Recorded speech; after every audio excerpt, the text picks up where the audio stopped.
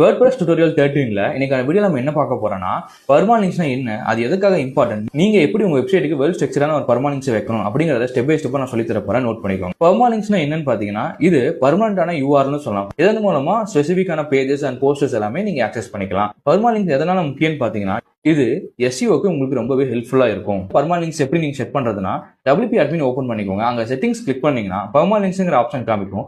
பெர்மாலிங்க்ஸை click பண்ணீங்கன்னா பெர்மாலிங்க்ஸ்க்கான setting உங்களுக்கு open ஆகும். அங்க பெர்மாலிங்க்ஸ் ஸ்ட்ரக்சர் நிறைய உங்களுக்கு அவைலபிளா இருக்கும். Plain, date and name, days and name, month and name, numeric, post name, custom structure. இதுல மோஸ்ட் ப்ரிஃபரபிள்னு பாத்தீங்கன்னா போஸ்ட் நேம்.